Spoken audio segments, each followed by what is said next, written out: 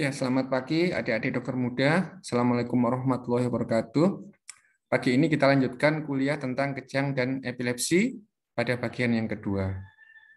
Ya, kemarin kita telah belajar tentang apa itu bangkitan epileptik, ya, bagaimana gejalanya, bagaimana kita membedakannya dengan bangkitan-bangkitan lain yang bukan merupakan bangkitan epileptik.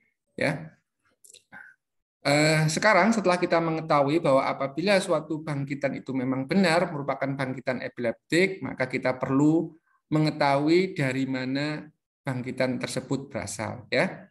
Jadi etiologi bangkitan epileptik itu kita bagi menjadi dua, yaitu bangkitan intrakranial dan bangkitan ekstrakranial.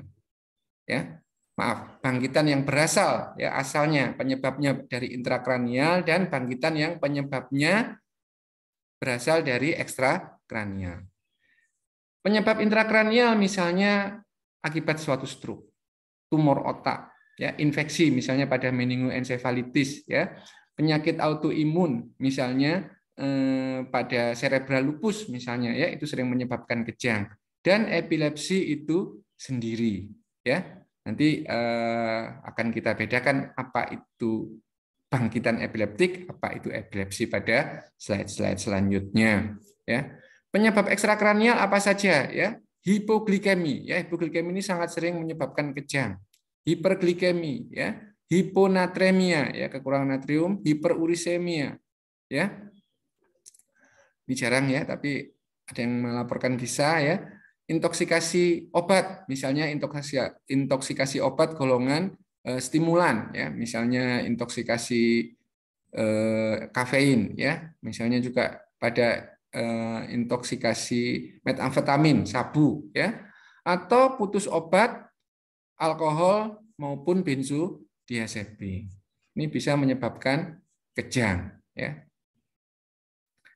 Nah, ILE pada tahun 2017 ya itu membedakan bentuk-bentuk kejang ya menjadi 3 macam, ya, yaitu satu bentuk bangkitan vokal onset, kemudian bentuk bangkitan general onset, dan bentuk unknown onset.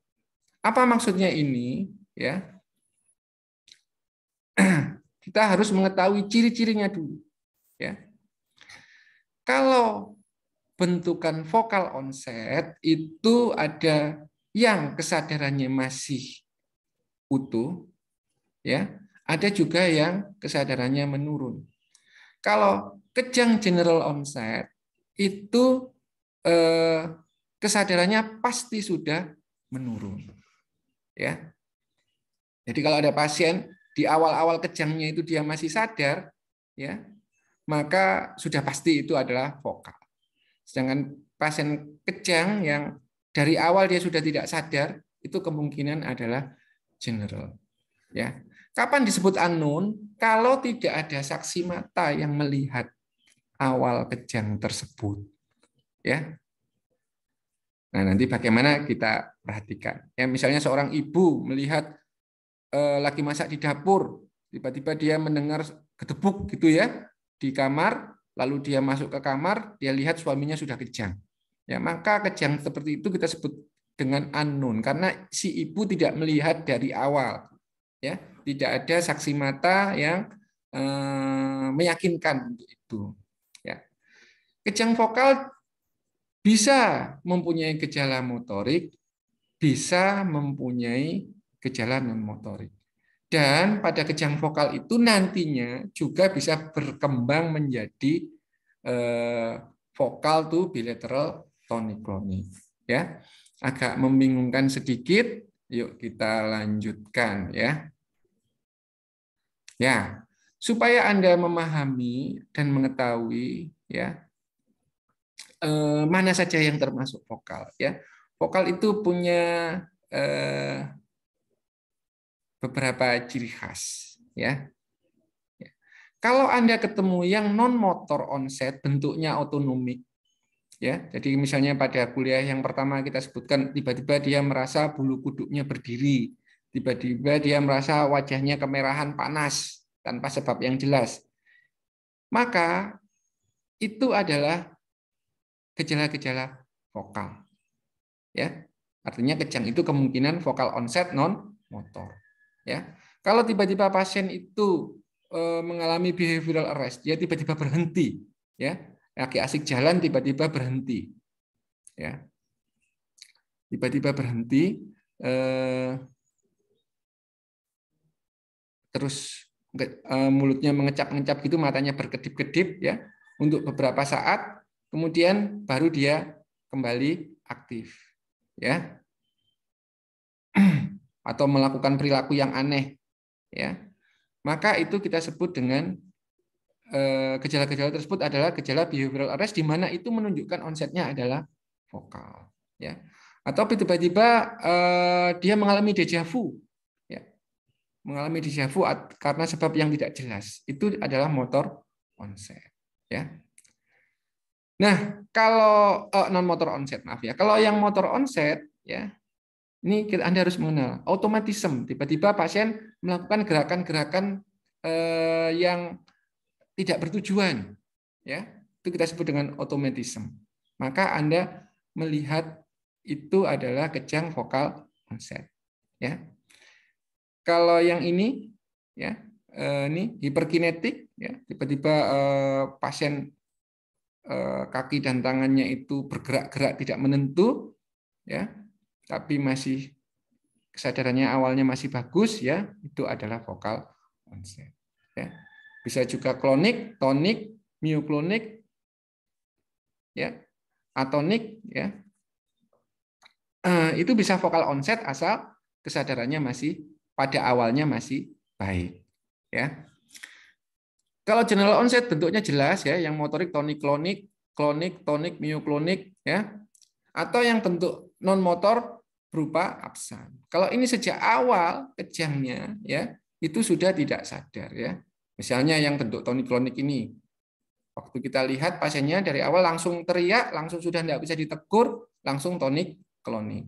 Ya. Yang non motor misalnya pada absens ya, lagi asik ngobrol, tiba-tiba dia berhenti ya, nggak bisa ditegur, matanya mungkin kedip-kedip ya, sekitar beberapa detik lalu dia sadar lagi. Ini contoh, nanti kita akan belajar dengan berbagai bentuk soal ya.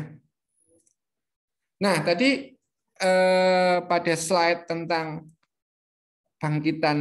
penyebab bangkitan intrakranial itu ada epilepsi ya. Apa bedanya bangkitan epileptik dengan epilepsi? Ya, itu sangat berbeda ya. Kalau bangkitan epileptik itu adalah gejala penyakit, kalau epilepsi itu adalah diagnosis penyakit ya. Gimana bedanya ini kita lihat ya. Jadi Anda perlu memperhatikan apa sih epilepsi itu ya. Jadi epilepsi itu adalah suatu penyakit ya. Ini definisi operasionalnya ya, yang ditandai dengan ya 2 kali bangkitan epileptik ya, harus ada 2 bangkitan epileptik yang muncul tanpa provokasi, di mana dua bangkitan tersebut berjarak setidaknya lebih dari sama dengan 24 jam. Ya.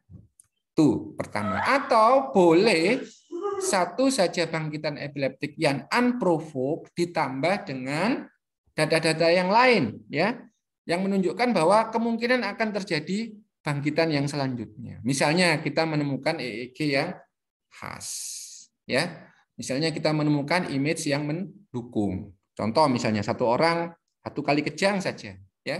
Tapi pada CT scan-nya kita temukan ada old infarct pada lobus frontal atau temporal misalnya ya. Maka satu bangkitan tersebut cukup ya kita sebut sebagai epilepsi ya.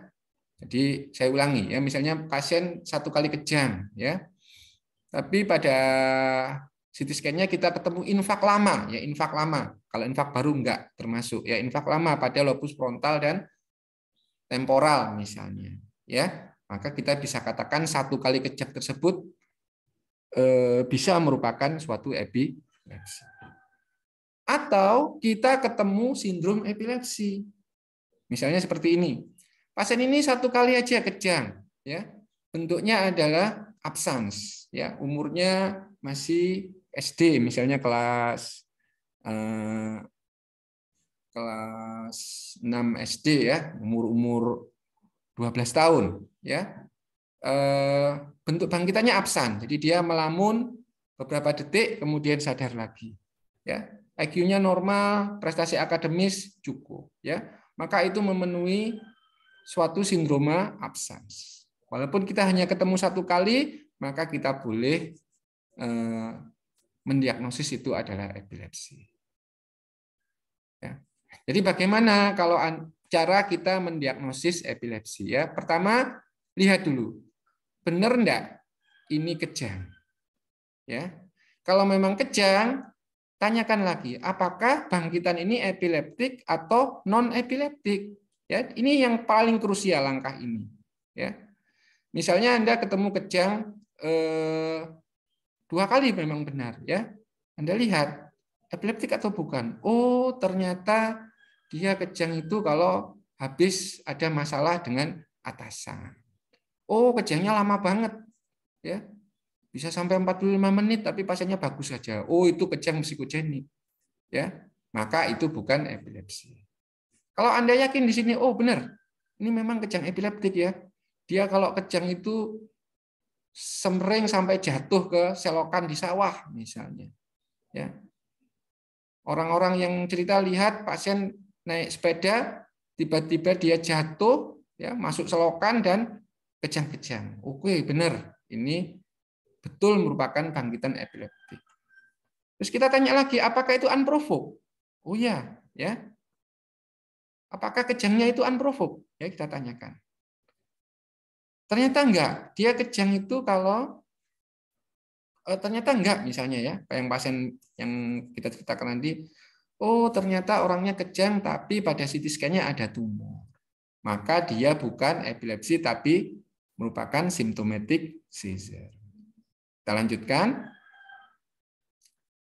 Oh betul, kejangnya itu unprovoked. Ya, misalnya tadi pada petani yang jatuh dari sepeda lalu kejang-kejang tadi. Apakah sudah lebih dari 2 kali?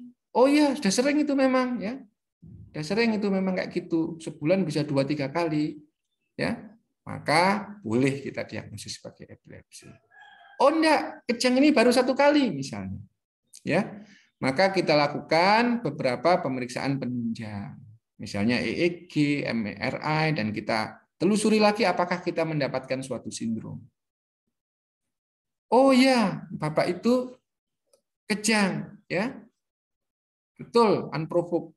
Walaupun cuma 1 kali, tapi kita dapatkan tadi di CT scan-nya ada bekas stroke pada lobus frontalisnya misalnya. Maka ini epilepsi. Ya.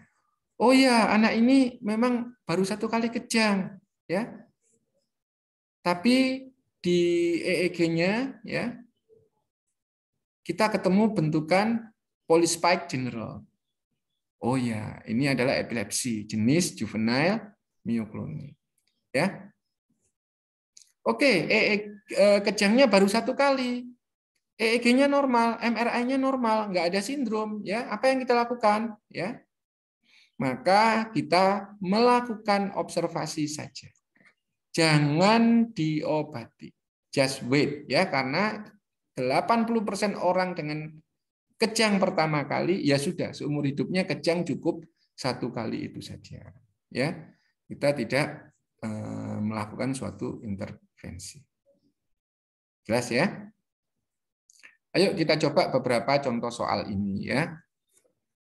Kasus pertama, seorang laki-laki 15 tahun dibawa ibunya dengan keluhan kejang. Ya, kejang didahului teriakan, kemudian seluruh badan pasien menghentak-hentak selama kurang lebih 2 menit, lalu pasien tertidur dan bangun seperti orang bingung selama beberapa jam. Tidak ada demam atau cedera kepala. Kejang sering terjadi terutama saat pasien tertidur. Dalam 1 tahun ini sudah 4 kali kejang dan saat kecil memang sering kejang demam. Ya, kita lihat apakah ini epilepsi atau bukan epilepsi. Kita lihat pertama, apakah bangkitannya epileptik? Ya, kalau dilihat ceritanya, ya, kalau kita lihat ceritanya, maka bangkitan ini benar merupakan bangkitan epileptik, ya. Terjadi pada saat tidur, ya. Kemudian khas ya pada gambaran general tonic-clonic didahului epileptic cry, ya. Waktunya, durasinya juga tepat ya, kurang dari 5 menit. Kemudian post-iktalnya juga sesuai ya, seperti orang kebingungan, dan tidak ada provokasi. Dan sudah terjadi 4 kali, di mana 4 kali tersebut sudah memenuhi syarat melewati lebih dari sama dengan 24 jam. Ditambah lagi dengan riwayat penyakit dahulunya yang mendukung. Jadi kasus pertama ini boleh kita tegakkan diagnosis sebagai epilepsi. Ya. Kasus kedua, seorang wanita 56 tahun, kejang baru pertama kali. Ya. Saat kejang, mata melirik ke kiri, tangan kiri kaku, diikuti seluruh tubuh bergerak-gerak selama 3 menit, lalu pasien tertidur, dan kebingungan saat bangun. Pasien juga sering mengeluh nyeri kepala selama 1 tahun terakhir, semakin memberat, dan pasien sering muntah pada pagi hari. Ya, pada pemeriksaan fisik didapatkan hemiparesis nervus 7 kiri, pada hasil MRI didapatkan meningioma lobus frontal, ya, dengan edema cerebri. Kita lihat, ya, apakah kasus nomor 2 ini adalah epilepsi atau bukan? Ya, perhatikan kejang. Ya, apakah kejangnya ini epileptik? Kalau kita lihat bentuknya, ceritanya, ya, ini cerita dari pihak kedua, ya, dari keluarga pasien. Matanya melirik ke kiri, tangannya kaku ke kiri, kemudian tubuhnya bergerak-gerak seluruhnya selama 3 menit. Ya, pasien tidak sadar saat itu, lalu post-iktalnya juga sesuai ya, kebingungan saat bangun. Ya, maka benar bangkitan ini adalah bangkitan epileptik. Tipenya apa? Tipenya adalah focal to bilateral tonic clonic. Ya, tipe bangkitannya. Nah, pada anamnesis kemungkinan ada sesuatu. Ya, kok nyeri kepala ya selama 1 tahun terakhir. Ternyata pada MRI kita temukan meningioma seperti ini. Ya, kejangnya betul ada kejang epileptik, tetapi ada provokasi. Ya, kejangnya ini disebabkan oleh suatu meningioma. Maka ini bukan epilepsi, tetapi symptomatic seizure. Ya, artinya kejang yang disebabkan oleh sesuatu, ya. Karena sesuatu dalam kasus ini adalah tumor. Oke, di kasus 2 ini bukan epilepsi ya, tapi symptomatic seizure. Kasus ketiga, seorang anak 8 tahun dilaporkan gurunya sering melamun. Menurut guru, 2 bulan terakhir pasien sering tiba-tiba melamun selama beberapa detik. Bila disapa, tidak bisa disapa ya. Melamun selama beberapa detik tidak bisa disapa, pandangan kosong namun tidak jatuh. Ya. Setelah diperiksakan kita dapatkan gambaran EEG Three-Head Spike and Wave Complex seperti ini. Ya, perhatikan kursor saya seperti ini. Three-Head Spike and Wave Complex. Lihat kasus ini ya. Bentuk bangkitannya apa? Ya, kita lihat melamun, pandangan mata kosong hanya beberapa detik namun tidak jatuh. Ya. Itu bentuk bangkitan onset general non motor yaitu tipe absence. Ya. Jadi betul ini bangkitan epileptik. Ya. Apakah terjadi lebih dari 2 kali? Ya. Ya. Ini sering kan dilaporkan sering, ya. Kebetulan kita dapatkan EEG-nya Three-Head Spike and Wave Complex karena mungkin gurunya baik, segera diperiksakan ke dokter spesialis saraf ya. Maka dalam kasus ketiga ini bisa kita tegakkan epilepsi ya. Alasan pertama karena bangkitannya betul bangkitan epileptik, tidak ada provokasi, lebih dari 2 kali, dan yang terakhir kita menemukan sindrom, yaitu sindrom childhood absence. Lengkap kalau kasus yang ketiga ini ya. Kasus keempat, seorang wanita 21 tahun dibawa teman-temannya ke rumah sakit dengan keluhan kejang. Kejang terjadi sudah selama 1 jam ini, seluruh tubuh bergetar.